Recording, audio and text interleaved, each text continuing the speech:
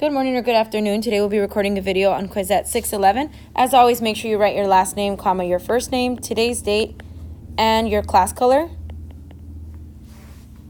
Sorry, that looks a little sloppy. Okay, so number one, you can find this exercise or these types of questions on iExcel 6th grade G2 for more practice. Number one, it rained 2 and 5,700 inches on Saturday and 1 and 2,200 inches on Sunday. How much did it rain on Saturday and Sunday combined? So combined is a key word for addition. Make sure you write this. So we know we have to add 2.57 and 1.22. When you add or subtract, you do have to line up your decimals. When you divide and multiply, you don't have to line them up. You could consider the place values at the end for multiplication and division. So 7 plus 2, you know, is 9. 5 plus 2, you know, is 7. Bring the decimal down. And then 2 plus 1 is 3. So in this context, it says, how much did it rain Saturday and Sunday combined? So we're going to answer this in a complete sentence. And we're going to say, it rained. Let's go ahead and write that. It rained 3 and 79/100 inches on Saturday and Sunday combined.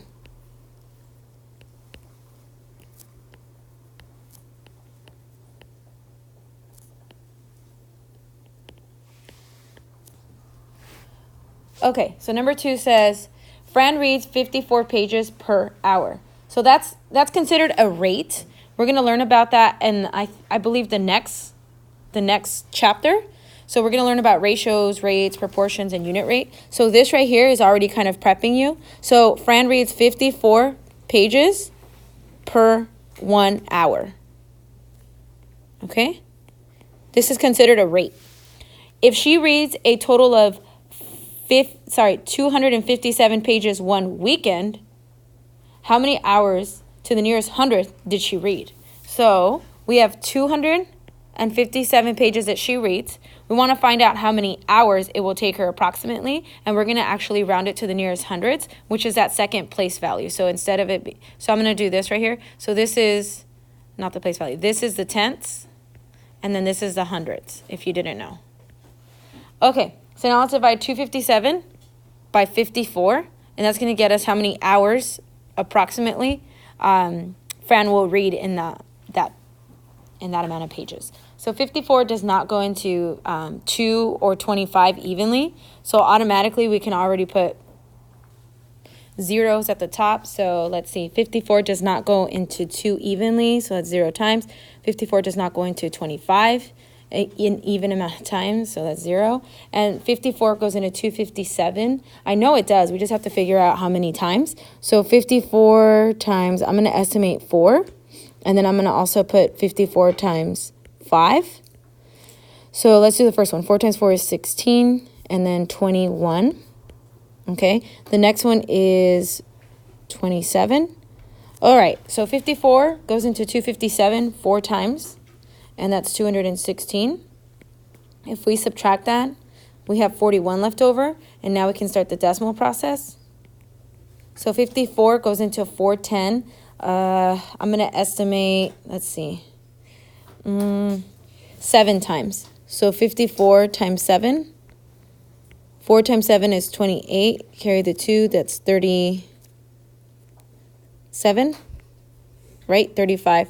Plus 2 is 37. And I'm also going to do 54 times 8 just to make sure. 4 times 8 is 8, 16, 24, 32. And that's 43. Yeah, that'd be way too much. So it's going to be 7. And 7 times 54 is 378. If you subtract that, let's see, you have to borrow. That's 2. So we have 32 left over. Bring down the 0. And we do have to round to the nearest hundred, so we do have to continually do this. I wish I could let you use a calculator, but I can't. 54 goes into 326 times. Wait, we have to figure that out. So 54 times 6, 4, carry the 2, 32. It's actually too much, so it would be 5, this one right here. and that's 270. And if you subtract that, that's 50 left over. I'm sorry if you can't see this. I got to bring it up back up here. This is our last one. Okay, how many times does 54 go into 500? That would be 9, I believe, but I'm just going to double check.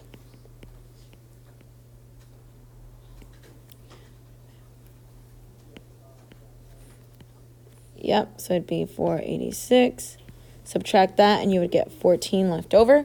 Okay, so now we can see what we can round to. Round to the nearest thousand. So we have 4.759. That would round to 4.76 hours. That's how long it would take her to read 257 pages in one weekend. So I'm not going to make you write the sentence. I'll just have you do this. 4.76 hours. I apologize if there's so little room right there. I'll admit I wanted to pack a lot more in this Quizzette so you guys had more practice, so that when we take the quiz either on Friday or next week, you guys will have enough practice. So that's why I try to pack this. I'm sorry, there's not enough room. Number 3, Philip bought apples from a grocery for $2.20 per pound. If he bought 2.5 pounds of apples on Monday and 1.2 pounds of apples on Tuesday, how much did he spend on the apples in total? So the first thing is saying, okay, so Philip bought 2.25 pounds on Monday, and then he wrote and then he bought 1.2 pounds on Tuesday. So altogether, let's just try to find how many pounds he bought altogether, and that's 2.5 plus 1.2, and together that's 3.7. So he bought 3.7 pounds altogether, but now I want to know how much he spent. So if he bought 3.7 pounds, you multiply that by the rate, which is 220. So we have 2.20 times 3.7. Now, I'm going to show you a way to solve this easier. If there's a 0 at the end, you don't technically need it. Now, if it were to be 2.02, you would need it. But since 0's at the end, you don't have to take it into consideration. It's just 2.2 is the same as 2.20. So I'm going to multiply this that I wrote to just make it easier. 2 times 7 is 14. 2 times 7 is 14, plus 1 is 15. Put a place value there. 3 times 2 is 6, and then 3 times 2 is 6. Add that together, you get a 4, 11, 8. And then let's see how many place values I went. 1, 2. So that's 1, 2. So Philip paid $8.14 for 3.7 pounds of apples. So I repeat, Philip spent $8.14 on 3.7 pounds of apples.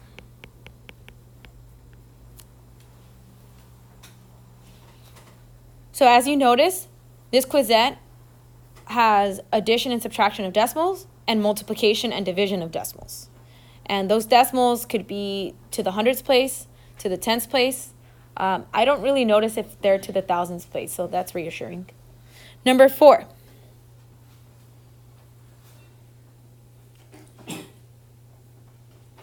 I hope I say this name right.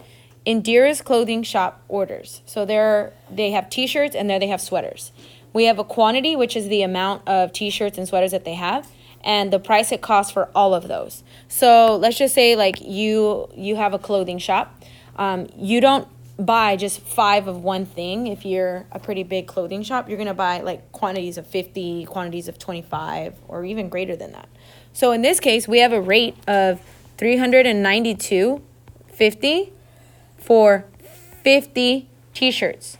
Our next rate is $440.25 for 25 sweaters. If I want to find how much each one is, I divide the price by the quantity, and that tells me the price of one. So if I divide 50 into 392.50, that's going to tell me how much each t-shirt is. And if I divide 440.25 by 25, that's going to tell me how much each sweater costs. I haven't even read you the question. I just wanted to explain this table to you. So let's read the question. Indira, I think that's how you say it, can order t-shirts and sweaters at the prices and quantities shown in the table. By how much does the price of one sweater exceed the price of one t-shirt. So it's asking us the price of one sweater and the price of one t-shirt, and it wants to know how much more are the sweaters than the t-shirts. So the first thing we have to do is we have to find how much each sweater costs and how much each t-shirt costs. So I have 392.50 divided by 50. 50 goes into 392, let me see, 5, 10, 7 times, which is 350. Subtract that, that's 42 left over. Let's bring down a 5. And I put the decimal place up there. Just make sure you pay attention to that decimal place because it does matter. And remember, this represents money, price per t-shirt. 50 goes into 425 8 times, which is 400. We have 25 left over. Let's bring that 0 down.